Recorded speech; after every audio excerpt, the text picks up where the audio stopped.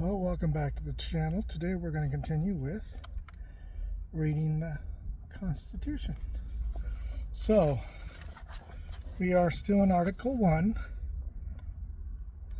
Nope, Article 2 now. Section 1. This goes over the power of the President of the United States. So, Article 2, Section 1. Executive power shall be vested in the President of the United States. He shall hold his office during the term of 4 years, and together with the Vice President, chosen from the same term, be elected as follows. Subsection 2. Each state shall appoint, in such manner of the legislation thereof may direct, a number of electors, equal to the whole number of senators and representatives to which the state may be entitled in the Congress, but no senator or representative or person holding the office of trust or province under the United States shall be appointed as elector. And the number of electors per state is determined by the state's population, based by the census that they do every few years. Subsection 3 is mostly crossed out in this book by the author, but subsection 3, the electors shall meet in the respective states and vote by ballot for the two persons of whom one least shall not be an inhibitor of the same state with themselves, and they shall make a list of all the persons voted for, of the number of votes for each, which list they shall sign, certify, and transmit sealed to the seat of the government of the United States, directed to the President of the Senate. The President of the Senate shall, in the presence of the Senate and House of Representatives, open all the certificates, and the votes shall then be counted. The persons having the greatest number of votes shall be the President.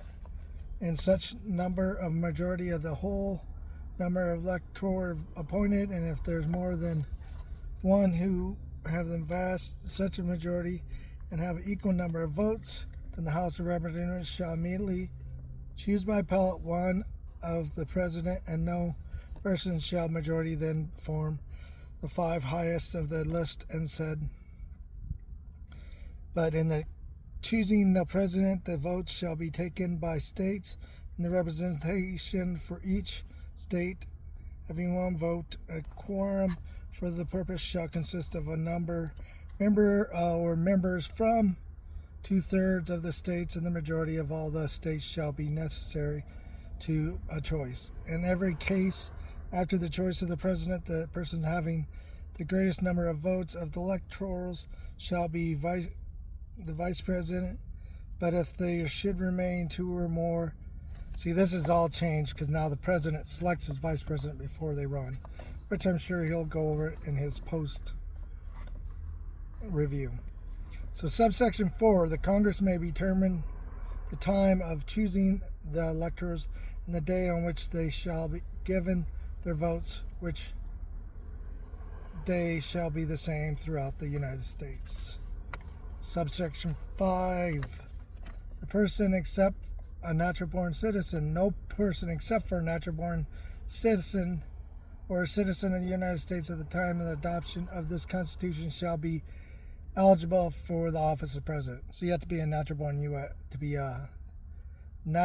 U.S. citizen to be President of the United States. Neither shall any person be eligible to that office who shall not have attained the age of 35. So natural-born U.S. citizen, age 35, and be 14 years resident within the United States. So you have been living in the United States. So subsection 6 has been crossed out, so we'll just read it what it was originally. And in case of removal of the President of the office, or the death, resignation, or inability to discharge the powers and duties of said office, the same shall devolve on the Vice President, and the Congress may, by law, provide the case of removal, death, or resignation, or inability, both of the President and the Vice President, declaring what officer shall then act as President, and such officers shall act accordingly until this disability be removed or a President shall be elected. Again, that was crossed out, and we'll go over that here soon again. Subsection 7, the President shall, as stated, times receive for his service a compensation which shall neither be increased nor diminished during the period for which he shall have been elected, and he shall not receive within that period any emol from the United States or any of them. Subsection 8, before he enters in on the execution of his office, he should take the oath or affirmation. I do solemnly swear that I will faithfully execute the office of the President of the United States, and will, to the best of my abilities, preserve, protect, and defend the Constitution of the United States. So that is Article 2, Section 1. Let's take a look at his notes here. He's probably got a lot.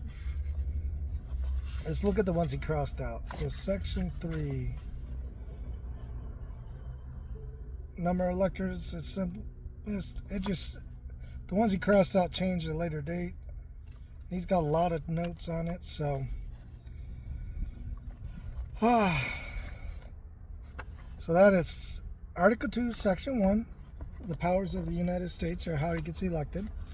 Next time we'll go over Section 2 of Article 2.